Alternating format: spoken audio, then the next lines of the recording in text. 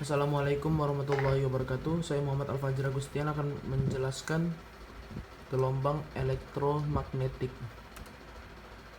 Apa itu gelombang? Gelombang adalah getaran yang merambat.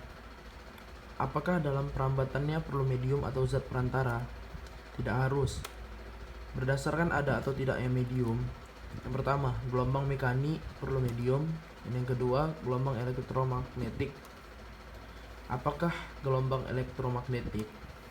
Gelombang elektromagnetik adalah gelombang yang dapat merambat walau tidak ada medium perambatannya. Gelombang elektromagnetik. Gelombang elektromagnetik gelombang yang mempunyai sifat listrik dan magnet bersama-sama. Gelombang radio bagian dari gelombang elektromagnetik pada spektrum frekuensi radio. Transmisi gelombang elektromagnetik di ruang adalah sebagai gelombang transversal. Gelombang dikarakterisasikan oleh frekuensi dan panjang gelombang. V sama dengan F kali lambda. V sama dengan kecepatan meter per detik di ruang bebas.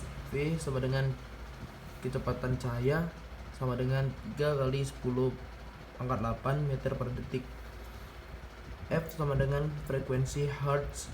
Lambda sama dengan panjang gelombang.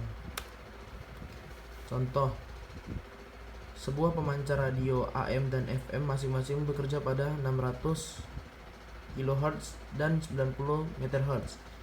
Bekerja pada panjang gelombang. Berapakah kedua pemancar tersebut?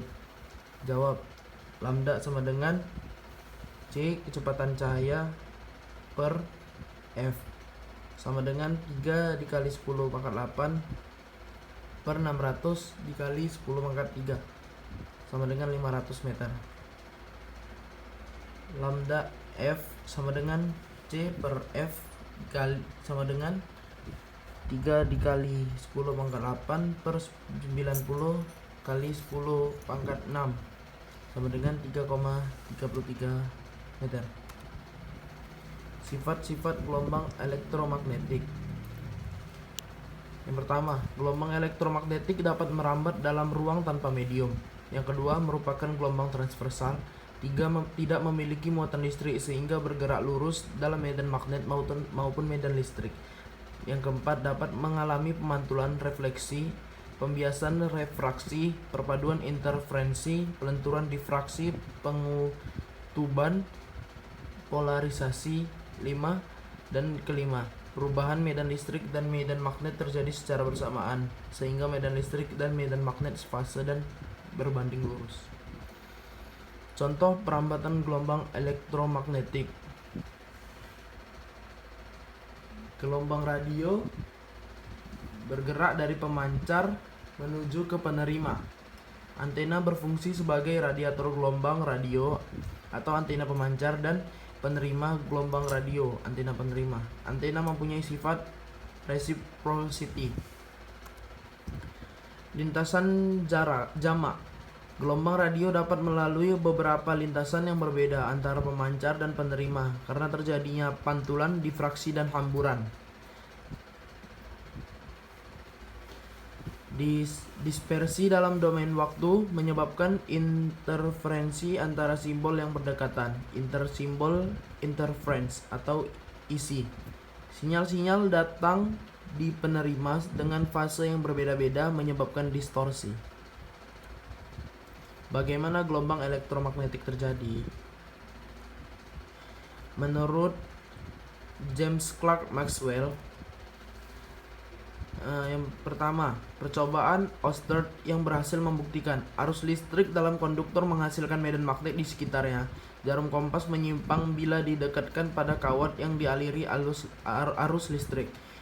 Yang kedua, percobaan Faraday yang berhasil membuktikan batang konduktor yang menghasilkan GGL induksi pada kedua ujungnya bila memotong medan magnet.